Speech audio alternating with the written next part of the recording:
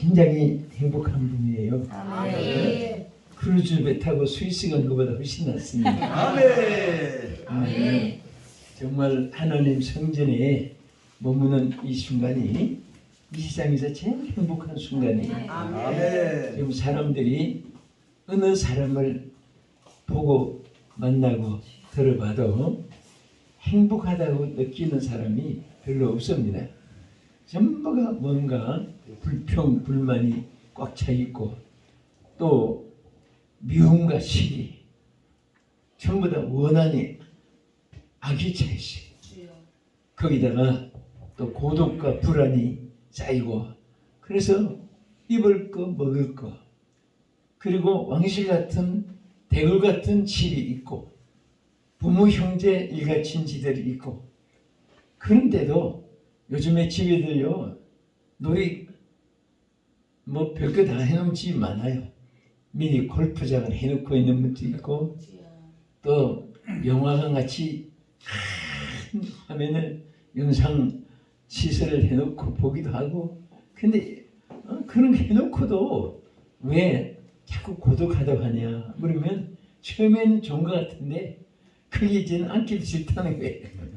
자꾸 보면 여러분 꽁답버려 먹고 살 때 쌀밥 먹으면 굉장히 좋았던 것 같죠. 그런데 태어나면서부터 쌀밥만 먹은 아이들은 쌀밥이 뭔지 불밥이 뭔지 감각도 없으세요. 그러니까 우리가 왜 제일 행복하냐 오늘 하나님 앞에 여러분들이 나와서 아멘. 송추하면은 옛날에는 송추 왔다 해도 막 나들이 좋은 데 갔다 왔다고 막 교회에서도 송추 뭐 전하기도 한 그런 곳이잖아요.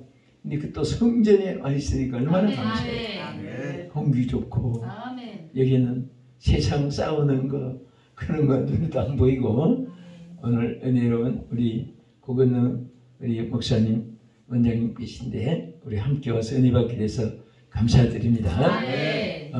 우리가 성경에 대선지자 중에서 한 분이 에스겔 선지자입니다.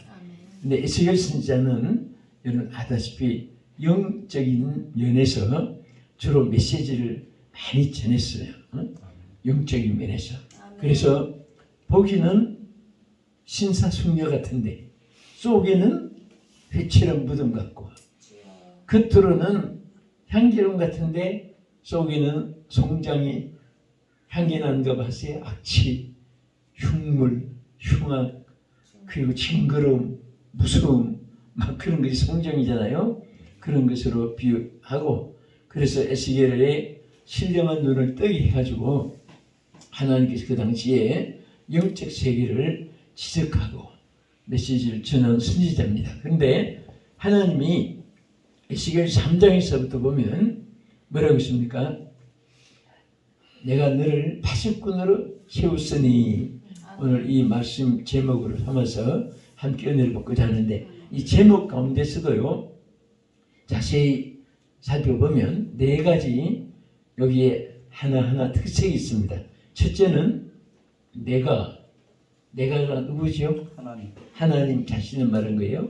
그 다음에 너를 여기 너는 바로 여러분과 저를 우리 하나님께서 지적한 거죠.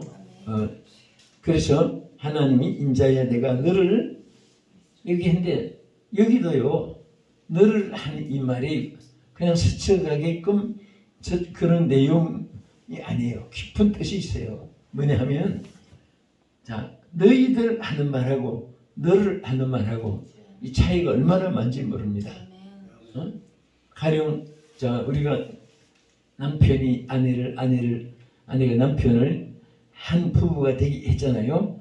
그런데 자 저 아내가 어디 있으니까 하니까 이 사람입니다 해야 되는데 이들입니다. 그게 보통 문제가 아니에요. 그러니까 막 얼마나 많은 수의 이들은 하나가 돼야지. 남편도 그렇고 그래서 하나님이 정말 이 성경을 읽으면서도 우리가 너무 감사한 것은 하나님이 다 많은 분들을 만민들을 상대하지만은 그러나 한 사람 한 사람씩 상대해서 만민을 함께 묶어놓는 거예요.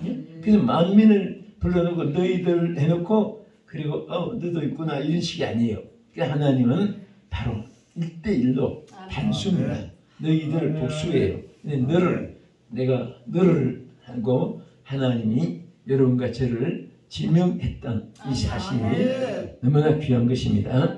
그 다음에 그 다음에 뭐라고 했어요? 너를 그 다음에 파수꾼으로 세웠다. 응? 그러니까 하나님이 내가 너를 이스라엘 파수꾼으로 사명자로 선택해서 우리를 세운 거예요. 사명자로. 그래서 하나님께서 이스라엘 사명자로 세운 여러분들은 한마디로 말해서 이 사명이란 말이 원래는 미션이란 말이에요. 그런데 선교사 하면은 선교하면 미션, 선교사 하면 미셔나리 그러잖아요. 그런데 그것이 원래는 사명이란 말에서 나온 말입니다. 그래서 선교사 하면은 사명을 받은 자, 파송된 그런 것이에요. 그러니까 우리 하나님 종들은 모두가 하나님이 사명을 부여한 거예요. 사명을 각기 달란트대로 여러 가지로. 그런데 감사한 것은요, 절대로 한 사람이 북치고 장구치고 한꺼번에 하도록 그렇게 안 주었습니다. 어떤 분은 세계적인 막 그런 목회자요 봉사인데 찬양은 또 은사가 없어요. 그래서 우리가 참 굉장히 존경하는 또 어른들 많이 왔다 가시고 큰 교회 하시는데 보면은 설교 들을 때 은혜가 되는데 찬양은 이제 옆에서 누가 대신 해줘야 또 은혜가 되고 혼자 하면 조금 이렇게 억지로 이렇게 따라하기가 좀 저거한 것도 있습니다. 또 어떤 목사님은 음성은 청산유수 같아요. 음성을 들으면 막 생수 마시는 것 같이 음성에 그 답답한 마음, 컬컬한 마음, 시달리던 지친 마음들이 하루 종일 한 달, 한 주간 막 근무하다가 지친 그 영혼들이 그 음성이 너무 막 은혜가 되고 생수 같아서 은혜가 되는데 눈 뜨고 얼굴 보면은 은혜가 안 돼요. 그래서 얼굴이 막 이상하게 막 얼썩 그러니까 왜 저렇게 막 얼굴이 싸납고 그러니까 그래서 솔직히 저는 그런 상담을 들어본 적이 있습니다. 그래서 정말 음성을 들으면 은혜가 되는데 얼굴을 쳐다보면 은혜가 안 돼서 눈 감고 숨을 쉬습니다. 그래서 그렇게 해도 됩니까? 물어봐요. 그래서 그 뭐라고 대답하니까 참 곤란하더라고요. 그래서 그는 당신 믿음대로 하십시오. 눈 뜨고 봐도 은혜가 되면 뜨시고 음성만 듣고 눈은 안 떼야 되면 그것도 하고 은혜 받는 방법이 자유다고 자유의지니까 그렇게 대답할 것밖에 없었더라고요. 그래서 이거 보면은 하나님이 완벽하게 주면 교만할까봐 그런지 뭐 하나님 섭리는 우리가 몰라요. 그런데 다 완벽하게 전체를 한꺼번에 갖추어 있지 않다는 것만은 보면 사역자들마다 다 있습니다. 이 바울 같은 사도는 얼마나 막 소아시아 일대를 다니면서 변화된 이후에 복음을 전했는데 손수만 흔들어도 병자가 낫고 막 그림자라도 누구에게 덮일까 그럴 정도로 인산인해를 이루고 했는데 자기 몸에는 또 병이 있어요. 가시가 있어서 하나님께 기도했잖아요. 그 자기 이 가시를 내 몸에서 없게 해달라고 몸에서 가시거든요. 그래서 모든 성경학자들이 그것은 외부의 시험이 아니고 자기 몸의 질병을 말하는 것이다. 그래서 때때로 부축해서 다니기도 그런 것도 나오고 그렇습니다. 그래서 내가 볼 때 남은 저렇게 막 고치는데 어떻게 자기는 가시가 있어가지고 부축해야 되고 하나님 앞에 그렇게 기도까지 했는데 이 가시를 없게 해달라고 했더니 하나님은 오히려 대답이 내게 있는 은혜가 족하도다. 자고 하지 않게 하기 위해서 스스로 교만하지 않게 하기 위해서 이 답이에요. 그래서 우리가 이렇게 여러 가지로 하나님 사명을 주셨는데요. 우리 선지자 해도 선지자도 사명이 다 달라요. 아멘. 가장 구약에 크게 쓰임 받은 선지자 하면은 이사야, 예레미야, 에스겔, 다니엘. 이 선지자도 똑같은 구약 시대 선지자인데 또 이사야 선지자 같으면 항상 막 소망을 외쳤어요. 이사야서를 보면 막 소망이 넘칩니다. 이사야를 전공하고 또 강의하고 막 설교 많이 하는 분은 언제 봐도 절망 때 말을 안 해요. 근데 예레미야 선지자는 눈물의 선지자입니다. 항상 기도, 그냥 막 부르짖고 간구하고 얼굴을 무릎 사이에다가 넣고 기도할 정도로 막 큰 눈물의, 그 예레미야 하면 눈물의 선지자, 그 기도. 그러니까 거기에서 예레미야 선을 읽고 막 소망이 넘치고 그런 것보다도 또 막 백절불의 신앙의 질개를 지킨 다니엘처럼 그런 것이 막 가슴에 오는 것보다도 예레미야를 통해서 보면 하나님 앞에 기도해야 되겠다 막 엎드리고 간구하고 그런 거예요. 다니엘 또 같은 또 선지자는 막 용맹 있게 신앙의 절개를 지키고 막 그냥 사자들이 나를 잡아먹는다 해도 나는 예루살렘을 향해 창문을 열고 나는 기도하는 것이 절대로 중단되지 않게 내 사명이요 나의 신앙이다 고백이다 막 이렇게 그 신앙의 그 다니엘을 통해서 보면요 막 자들 신앙도 깨어나고 정신이 들어오는 거예요. 근데 오늘 본문의 에스겔은 정말 영적인 세계, 아무리 부귀영화 명예권세 뭐 복받았다 뭐 잘생겼다 똑똑하다 그리고 행복하다 뭐 하는 육신에 대한 것들 아무리 소리쳐봐야 에스겔을 통해서 또 체크해보고 또 진단해보면 내 영이 메말랐고 영이 썩었고 영이 부패했고 영이 사악하고 그 회개의 역사가 일어나는 겁니다. 그런데 특별히 오늘 여기에서 내가 너를 내가 너를 파수꾼으로 세웠으니 했는데요. 자, 이 파수꾼 하면은 파수꾼에 대한 뜻이 깊어요. 자, 파자는 지킬 파지요. 잡을 파지요. 한 문자는 잡는다. 그 다음에 수는 지킨다는 말이거든요. 그게 잡아주고 지켜준다. 그 한문 해석이 그 히브리 해석하고 개의 맞아요. 뜻이. 그래서 하나님은 파수꾼은 뭐냐? 그냥 잡아주고 붙잡아준다는 그 뜻을 그렇게 가지고 있고요. 그리고 우리가 시계를 워치라고 하잖아요. 그 다음에 사람을 매니라고 하는데 그 파수꾼이라는 말이 외우기 좋습니다. 워치면 이렇게 하면 돼요. 시계의 그 단어는 아니에요.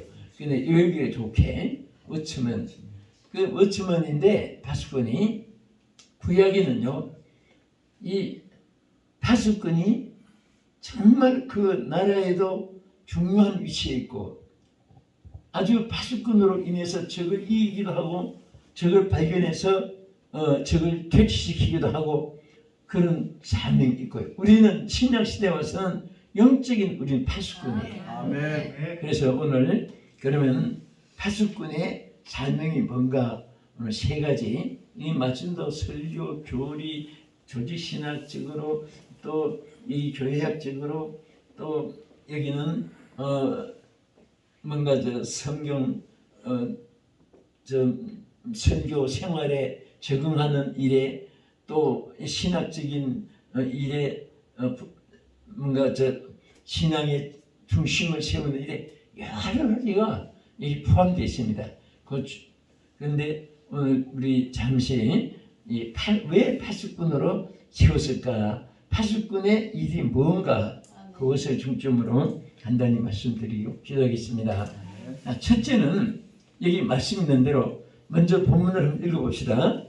시작. 인자야 내가 너를 이스라엘 족속의 파수꾼으로 세우으니 너는 내 일의 말을 듣고 나를 대신하여 그들을 깨우치라.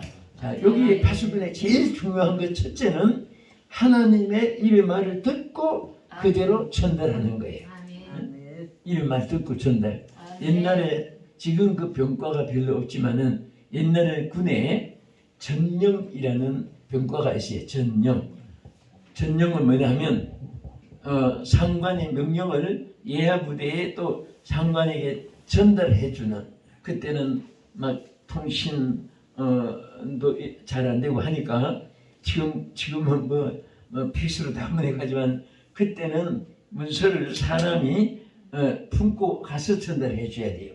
그래서 전하는 명령을 전하는 병과이기 때문에 전령이라고 하는데, 그때에 전령 병과에 뽑히면요, 그때는 막 굉장히 좋은 자리라고 생각했습니다. 전령들은 버스도 전부 다 그때는 무료, 막 특채가 있어요. 어디 가도 그분들은 프리 패스 해주고 통과시켜주고 또 그 위치가 대단했습니다. 그런데 오늘 이 바로 파수꾼이 하나님의 명령을 똑바로 듣고 아멘. 하나도 어김없이 그대로 전하는 것이 아멘. 파수꾼의 사명입니다. 아멘. 그래서 그 당시에 백성들에게 하나님이 일일이 말을 다 못 전하니까 하나님이 그 파수꾼을 세워가지고 아멘. 하나님 말씀을 똑똑히 듣게 해가지고 똑똑하게 그대로 전하게 하는 사명이 바로 파수꾼 사명인데, 하나님이 그렇게 시계를 또 여러분을 파수꾼으로 세운 거예요. 아멘. 그러니까 파수꾼의 사명이 말을 들어도 다 똑바로 들어야 돼. 아멘. 똑바로 듣고 듣자면 관심도 기울이고 그 명령이 중요한 줄 알고, 그 명령이라는 것은요, 해도 되고 안 해도 되는 것이 아니라 군의 그 법이 전시에는 명령에서 죽고 명령에서 산다, 명령에서 살고 명령에서 죽는다, 이 구호가 있어요. 그러니까 반드시 그 명령을 준행해야 돼요. 아멘. 그러니까 한마디라도 잘못 들으면 안 되니까 그 말을 똑똑히 들어야 돼요. 아멘. 우리가 마찬가지예요. 하나님 말을 똑바로 아멘. 액면 그대로, 진리 그대로, 본질 그대로 아멘. 말씀을 듣고 그 다음에 입말 북했다 하고 내 마음에 간직해 두는 게 아니라 아멘. 그대로 또 전해야 되는 거예요. 주여 아멘. 전해야 돼요. 제가 예수님 하면 스피커에서 지금 예수님 소리가 나와요. 그냥 내가 예수님 하는데 스피커가 습관원이 그러면 이거 들고 부셔야 돼요. 이거는 아무 쓸모가 없고 그렇습니다. 그래서 이 파수꾼은 항상 예수님 말씀을 그대로 전하면 돼요. 아멘. 하나도 어렵지 않습니다. 아멘. 자꾸 딴 말을 전하려고 하니까 어렵고, 그 기도도 그래요.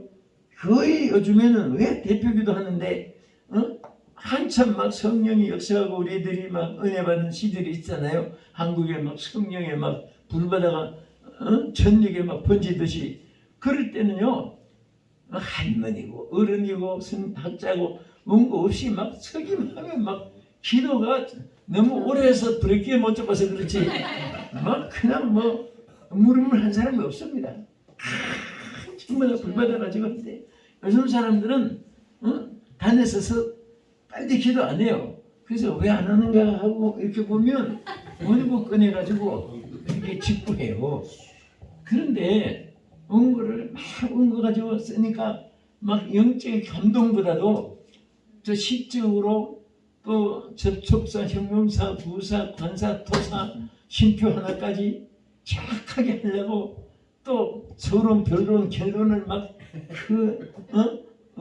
구현을 갖추고 산단 논법을 갖추고 막 이렇게 하니까 뭐 시를 낭독하는지 무슨 국문학자가 무슨 학술 강의하는지 뭐 하나 글자도 틀림없고 해요. 그런데 영적 감화가 떨어져요. 솔직히 말했어요. 그냥 막 예수님만 불러도 막 아멘 나오고 눈물이 쏟아지는데, 요즘에 아무리 예수님 불러도 글자들을 읽어나가니까 그냥 이렇게 뭐 자신이 스스로가 그 소화 안 시키면은 그냥 무슨 책 읽은 것으로 들리고 그렇습니다. 그런데 정말 우리가 말씀처럼 하나님 받은 영감을 그대로 입으로 간구의 영이라고 그러잖아요. 간구의 영. 그 간구의 영이 있어야 돼요. 그래야지 막 하나님께서 우리 입을 통해서 구할 것을 그 성경 분명히 성경에도 말씀했잖아요. 너희가 무엇을 구하는지 알지 몰라도 마땅히 구할 때 성령께서 구하게 해주는 거예요. 입을 통해서 막 구하게 해주고 또 우리가 필요한 것을 하나님께서 그렇게 막 기도를 성령께서 하게 만들어 주는 거예요. 그럴 때 응답과 은혜와 축복과 열매가 막 쏟아지고 맺혀지고 넘치게 되는 것입니다. 아멘. 그래서 우리는 그 감동을 우리 마음에서 지어주면 안 되고요. 하지면 안 됩니다. 그래서 그 말씀 듣고 지났는데, 자, 이사야 18장 16절에 보면 이런 말씀이 있어요. 너희는 내게 가까이 나와 이것을 들으라. 내가 지금부터 비밀이 말하지 아니하였나니 그것이 있을 때부터 내가 거기에 있었노라 하였느니라. 이제는 주 여호와께서 너와 나와 그의 영을 보내주느니라. 여러분, 우리가 하나님을 가까이 하면 하나님 영이 우리 가운데 살게 해주고 말하게 해주고 사역하게 해주고 또 우리에게 생각하게 해주고 성령이 우리를 사로잡아 주는 거예요. 그래서 하나님의 종들이 순종하는 비결이 참 간단합니다. 아무리 막 석학자라도 하나님의 영으로 인도함을 받지 않으면 열매는 없어요. 여러분, 저 서울 강남에 어느 분이 장로님이 아마 사업가가 있어가지고 교회를 굉장히 크게 잘 지었습니다. 잘 짓고 그때에 소문도 났어요. 저 교회가 성경을 최고 많이 알고 그 성경을 막 한국에서 제일 성경 말씀이 충만한 저 설교 담임을 구했어요. 그런데 찾아보니까 총신대학교 성경 과목 가르치는 교수가 제일 성경을 잘한다 해가지고 뽑힌 거예요. 그래서 총신대 교수가 담임을 하니까 신문에도 나고 막 한국에 그 당시에 반짝 여론이 막 퍼졌습니다. 그래서 막 그 교회에서 대한민국에서 성경을 제일 잘하는 교수님 세웠다 해가지고 기대를 했는데 부흥이 안 되는 게 교회가 1년, 2년, 3년, 4년 지나도 하나도 교회가 부흥이 안 되고 성경은 입에서 기가 막히는데 성경이 전부 다 설교 지금 되면 다 졸고 설교가 은혜가 돼야 되는데 지루하고 감동이 돼야 되는데 그냥 피곤만 하고 그래가지고 결국은 또 제2의 소문이 났어요. 성경을 제일 많이 아는 분이 선택됐다 소문 났는데 이제 그 목사님이 이제 교체됐다 소문이 났어요. 그래서 딴 분 세워가지고 그분이 이제 열심히 잘하고 있어요. 그런데 처음에 합동청 교수를 선택했는데 이제는 이제 계획청 모 목사님이 이제 해요. 근데 그런 것을 보면 분명히 그냥 하나님의 영으로 말씀으로 그대로 이렇게 하면 되는데 사람의 머리로 지혜로 하려고 하니까 자기도 피곤하고 열매는 없고 여러분 모든 열매는 성령의 역사에 의해서 일어납니다. 사람의 지혜나 말로 바울은 전하지 않는다고 했고 열매도 마찬가지예요. 하나님의 영에 의해서 사랑, 비랑과 평, 인내, 자비, 양선, 충성, 온유, 열매, 실제 열매도 맺혀지고 전도 열매도 맺혀지고 입술의 열매도 맺혀지고 모든 사역에 열매가 맺혀지는 것입니다. 할렐루야. 성령이 말한 것을 하나님 말씀을 그대로 듣고 전하는 것이 파수꾼이다. 그 다음에 두 번째는 파수꾼은 뭐냐? 우리 본문을 다시 한번 읽겠습니다. 시작. 인자야, 내가 너를 이스라엘 족속의 파수꾼으로 세웠으니 너는 내 입의 말을 듣고 나를 대신하여 그들을 깨우치라. 여기 끝줄에 뭐라고 했죠? 깨우치라. 파수꾼의 사명은요, 깨우치는 거예요. 아멘. 무엇으로? 하나님 말씀을 깨우치는 거예요. 아멘. 오늘 전부 사람들이 정말 그 열천에도 졸고 있듯이 이 말씀의 형상을 미리 보이게 보여준 거거든요. 열천의 뷰는. 오늘 사실은 그런 시대예요. 거의 다 신앙이 지금 졸고 있습니다. 왜? 세상 소리가 너무 시끄러워서요. 제가 하나 뭐 생각이 났는데요. 어떤 아이가 아버지하고 이제 길을 지나갔어요. 근데 성전 앞을 지나가는데 그 예수님 놓고 하는 성화가 있잖아요.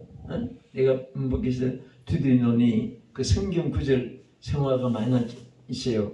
그런데 이 아빠 손을 붙잡고 지나갔는데 예수님 놓고 하는 그 성전에 크게 그 성화를 아마 거리에 붙였나 봐요. 그 교회에.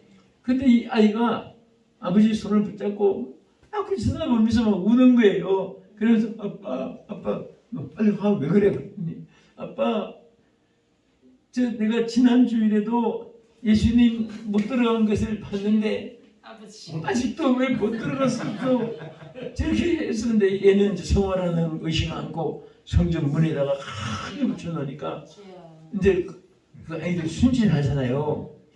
저렇게 한 줄 전에 두들면서 봤는데 아직도 못 들어갔어.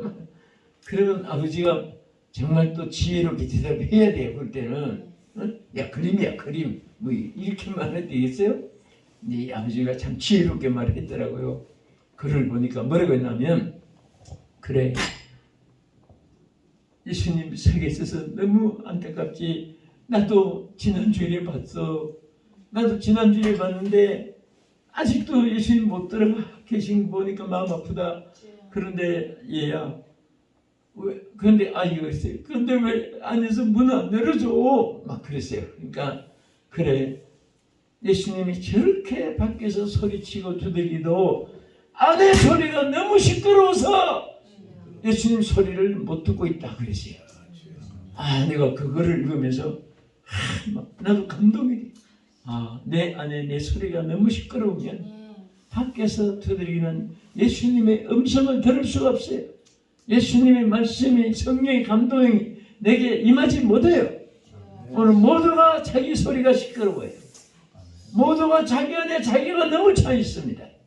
예수님 자리가 점점 없어지는 이런 시대이기 때문에 그래서 에스겔에게 그 시대에도 깨우쳐라. 깨우쳐 정신 차리게 하라 그 말이에요. 그래서 깨우치단 말 아키아스라는 여기에 이 음론에 보면은 이것은 자 여기 깨우치라 이렇게 말했어요. 그 말이 정신을 차리게 하라 이런 번역이 나와요. 그들에게 정신을 차리게 하라. 요즘 사람들이요 성도들도 정신 못 차린 사람 많아요. 여기는 우리 참 목회자들이 하나님 앞에 여러분 열심히 기도하시니까 여러분 이대로 끝나지 않습니다. 이제 반드시 새로운 장이 또 열려요. 대개 3년이 지나면 3년 사이가 하나님이 이렇게 역사적으로 보면 참 많아요. 예수님 제자들도 3년 동안 훈련을 시켰어요. 또 무화과 나무가 열매를 맺지 못하니까 찍어버리려고 할 때 3년만 참아주셨어. 그 3년 기간이 여러 의미가 많습니다. 그런데 지금 3년이라는 세월이 오리지널로 코로나 시절이 굉장히 정말 충격적이고 한국교회뿐 아니라 전 세계 교회에 참 이런 심효상이 돼서 지금까지 영향을 받고 있지만 이제 서서히 하나님 절대로 하나님이 몰락되게끔 마지막까지 높여놓지 않습니다. 정신 차리게 하고 일으켜 주세요. 지금은 이제 정신 차린 사람만 이제 모이기 시작하고 기도도 하고 이제 연합적인 이제 운동도 일어나고 이제는 그렇습니다. 보면 또 젊은이들도 CCC 모이는 것도 보면 이제 새로 정신을 차리게 되고 그래서 여기에 이제는 과거는 다 이미 끝났어요. 지금부터 누가 더 열심히 하느냐. 여기서는 앞서고 뒤서는 것도 없습니다. 마라톤 출발하는데 똑같아요. 그런데 또 3년 후에 가면 차이가 이제 생겨요.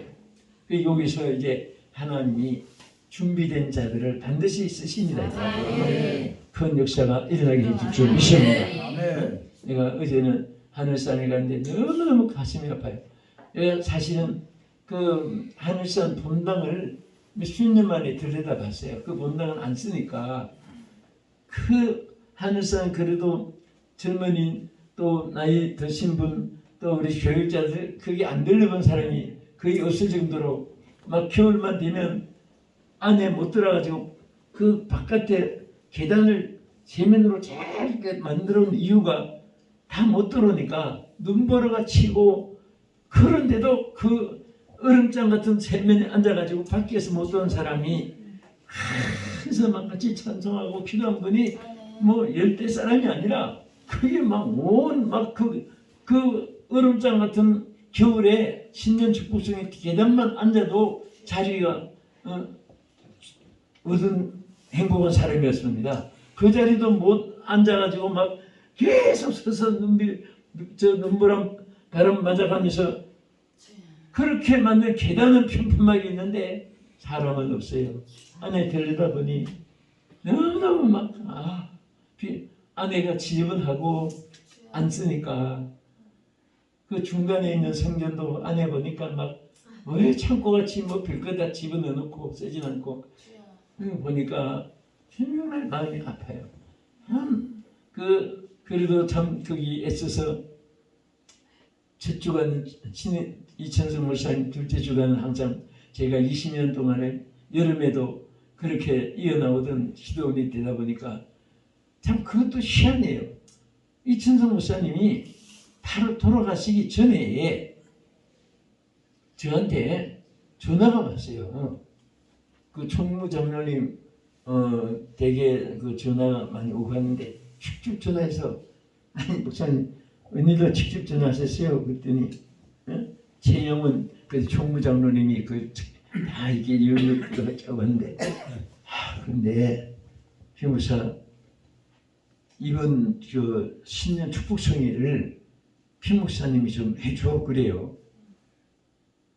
이 하늘사는요 첫 주간에 1년 살림이 거기서 다 헌금도 나오고 그렇게 그 운영한다는 그 소문도 들을 정도로 이천성 목사님 집회 시간이거든요. 그 시간에 항상 막 매이고 그 다음에 주간 이제 제가 갔는데 그 목사님은 이천성 목사님은 어느 시간 하신다고요? 그랬더니 나는 이번에 피목사에게 맡기려고 그래. 그래서 내가 생각하지 그것도 병들어 누신 것도 아니고 근데 왜 그렇게 하세요? 그랬더니 내가 자꾸 기도하는데 자꾸 내 마음에 자꾸 감동이 된대요. 그래서 네 그렇게 하겠습니다 했어요. 여러분 하나님의 일은 절대 거절하면 안 돼요. 나는 뭐든지 그냥 대답은 해요. 예 가겠습니다. 근데 그 집회 날 저녁부터 시작이니까 점심을 워크힐에서 대접을 하겠대요. 본인이 시집 가서. 근데 그날 막 눈이 최고로 막 쌓인 그 해였습니다. 막 길바닥에 눈을 치우지 못해 얼음 위에 차가 달려야 돼요. 그게 다 막 계속 쏟아지니까 하늘산에도 막 큰 인산인해를 이루는 그런 집회인데도 막 그 눈이 쌓여가지고 그런데 목사님 지금 거기 일찍 가도 올라가기가 힘드는데 안 그런데 왜 여기까지 오세요? 아닙니다. 내가 가겠습니다. 나 식사 안 해도 돼요. 그랬더니 아니야. 내가 자꾸 이상하게 그 일에서 목사님을 꼭 대접을 하고 싶다고. 그러니까 다행히도 이분 막 아주 또 뭔가 결정을 하면 굽히질 않아요. 그랬더니 직접 그 하늘산에서 내려왔어요. 그것도 이제 서울에 있다가 온 것도 아니고. 그래서 내려와서 식사 대접하고 이제 한산으로 올라갔는데 근데 그 성회를 인도했는데 그게 이제 마지막이었어요. 솔직히 따져보면. 그 다음에는 그 여름에 그때 이제 여기도 순복음교회에서 그때 88 올림픽 대성회를 앞두고 거기 87년 올림픽 준비성회가 있었습니다. 그때 이제 강사가 조용기 목사님하고 신영기 목사님하고 이천서 목사님하고 이제 저하고 네 분이 이제 하는데, 근데 그 88 그 대성에 이제 뭐 조직이 있어야 소위 제가 이제 그 뭐 맡아 있었어요. 강사단장인가 해가지고. 그래서 그 조영기 목사님 비서실 사무실 빌려줘가지고 강사들이 꼭 거기 와서 하기 전에 강단 가기 전에 거기서 차 마시고 대기하고 있었고, 마치면 모든 강사들이 거기에 일단 내려와서 가고 이렇게 돼 있었습니다. 근데 다 뭐 거기 강사님들마다 마치고 다 내려오셔서 이렇게 지났는데 이천선 목사님은 안 내려오시는 거예요. 안 오시 아무리 기다려도. 그래서 나중에 일러보기를 몸이 좀 불편해서 바로 갔다고 미안하다고 지내라고 했다고 해요. 근데 나중에 그 기사를 통해서 전달 온 것을 들어보니까 이렇게 운전이 가다가 무슨 말씀을 이렇게 했는데 말을 했는데 대답을 안 하시더랍니다. 뒤에서. 그래서 보니까 이렇게 계신 거예요. 그때 벌써 의식이 떠난 거예요. 그래서 그 길로 여기도 순복음교회 집회 마치고 집으로 가서 병원에 간 게 아니라 그 길로 바로 병원으로 간 거예요. 가서 산소 마스크 해가지고 이제 피가 도니까 썩진 않아요, 몸이. 근데 살긴 살았는데 의식이 없는 거예요, 이미. 그러기를 얼마나 했냐면 3년, 만 3년을 그렇게 산소 마스크로 의식이 없이 있어요. 근데 보면 꼭 산 사람은 똑같아요. 살 빠진 것도 아니고 부은 것도 아니고 체온도 있고. 근데 의사가 3년 동안 똑같이 아무 의식도 없이 그렇게 있으니까 이미 영은 떠났으니까 이 산소 마스크를 떼야 된다고. 그 떼면서 그냥 이제 장례식을 치른 거죠. 그렇게 가만히 생각하니까 그게 살아 계실 때 그 1년 전부터 안 하신 것이 그 이후에, 그래서 그 이후에 20년 동안을 이게 하나님의 무슨 섭리가 있을 것이라고 하시면서 이제 강사를 세워서 해놨는데, 제가 왜 말하는가 하면 그래 했던 것을 어제 이제 처음 하늘산에서 본당을 들리다 보니까 막 눈물밖에 안 나요. 얼마나 가슴이 아픈지. 그래서 주여 회복되게 해달라고. 우리 한국 이 하늘산뿐 아니라 한국 교회가 회복되어야지. 아버지 이게 뭡니까 이게 막 너무 안타까운 거예요. 막 이렇게 지루하고 뭐 어쨌든 그래. 그래서 마음이 아팠습니다. 아팠는데 이제 우리 한국 교회가 일어날 거예요 이제. 그래서 하늘산도 일어날 것이라고 제가 자꾸 축구도 하고 했습니다. 근데 그래서 우리가 이제 파수꾼의 제일 큰 사명은 여기 말씀대로 그들을 깨우치라. 그들을 깨우치라. 우리가 깨우치지 않으면 우리가 책임이 있어요. 그 말을 오늘 에스겔 3장에 18절에 내려가서 이렇게 말했어요. 파수꾼의 사명이 얼마나 큰가 하면은, 자, 저를 한번 보세요. 아주 단단히 말하면 어떤 범죄하고 죄를 짓는 사람이 있는데 파수꾼이 너 그러면 안 돼, 그러면 망해 하고 깨우치는 말을 했으면은 그 했는데도 불구하고 그들이 깨우치지 않으면 그 핏값을 말을 안 해서 그 잘못하는데 너 그러면 안 돼, 너 망해 말을 안 해준 상태에서 망하면 핏값을 파수꾼에서 찾는다 그랬어요. 그런데 파수꾼이 그러면 안 된다고 해서 경고했는데도 불구하고 깨우치지 않아서 멸망을 받았으면 파수꾼은 무죄하다. 핏값을 아무 지불할 이유가 없다. 이렇게까지 말한 이유가 뭘까요? 파수꾼의 사명이 이렇게 크다는 거예요. 그래서 우리가 여러분과 저는 파수꾼입니다. 정말 많은 사람들을 정신 차리게 해. 그 성경에도 보면 만물의 마지막이 가까웠으니 너희는 정신을 차리고 정신을 차리라 그래. 정신 차리라.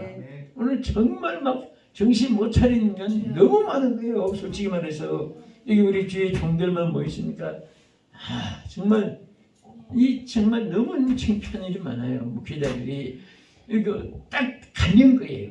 여러분들 그 다장마당에 이렇게 키를 키면은 키를 킬수록 흔들수록 알고 보면 어디로 가요? 안으로 갑니까? 밖으로 갑니까? 킬수록 알고 보면 안으로 들어와요. 그는 킬수록 정의는 밖으로 나중에 아궁이의 불속까지 들어가요. 그래서 그것을 예수님이 우리에게 표현해서 말씀했잖아요. 근데 요즘에 막 목사님들 이상한 데 빠지고 막 이상한 막 그룹으로 돌아다니고 막 그런 분이 솔직히 있어요. 그 목회 잘하는 분들 자꾸 막 꼬시고 여목사님들 꼬이고 막 남들보다 크게 막 하고 이상하게 막 그걸 묶어가지고 우리 우리끼리 그냥 서로 위로받고 뭐 제가 별로면 소리가 다 들리고 봤던 분들이 막 그런 얘기 들으면 기가 막히네. 또 우리 사업하는 분들이 이게 뭐 유원지에 가면 그 이렇게 식당 같은 거 있잖아요. 계곡 같은 옆에 장로님 본사님들이 얼마나 많은지 몰라요. 어느 본사님 한 번은 막 너무 실망해가지고 어떤 남자들이 막 여자들 한패 뭐 한 30명이 쭉 오더니 처음에 막 무슨 굉장히 신사숙녀처럼 이제 보고 했는데 나중에 처음에 이제 수로가 또 잘 모르는 분들인데도 서로 저기 앉으시죠 저기 앉으세요 안 되니 나중에는 막 맥주 뭐 얼마나 맛이 되는지 그 술이 들어가니까 막 별놈의 욕 다 하는데 이 목사 그러면 안 돼. 이 목사야 저 목사야 요 목사야 요 공사는 빼고 저걸 말하는 것이 아니라 그 사람 그 말이에요. 그 사람 또 이 목사라고 해서 이 목사가 아니라 이 목사 저 목사 그 목사 그렇게 말하는 거예요. 장소를. 그런데 정말 그 권사님들이 얼마나 실망했겠어요. 나중에 뭐 정말 이 상처도 말을 못할 정도. 근데 이렇게 정말 나가면 어떻게 됩니까? 그분들도 나가고 그 양떼들이 어떻게 돼요? 그래서 우리가 정말 정신을 차려서 깨우쳐 주어요. 여러분들을 정말 보면 한 분이든 1000명이든 10,000명이든 얼마나 여러분들이 존경스럽고 정말 이렇게 저도 이렇게 하면서 다녀가면서도 보람도 오히려 느끼고 뭐 사람 뭐 수가 많다고 적다고 그런 것이 아니에요. 우리는 지금 정말 정신을 차릴 때고요. 파수꾼의 사명이 거기 있다는 사실을 그래서 정신을 차리게 해주고 세 가지입니다. 둘째는 깨닫게 해주고 그 다음에 바로 세워주는 것. 이 깨우치다는 말이 그런 뜻이 있어요. 자, 정신을 차리게 해주고 그 다음에 깨닫게 해주고 그 다음에 바로 세워주는 자, 끝으로 우리 한 가지만 더. 그럼 파수꾼의 사명이 세 번째. 파수꾼을 왜 세우느냐? 파수꾼은 반드시 세 가지를 해야 돼요. 자, 우리 손가락 한번 꽂고 합시다.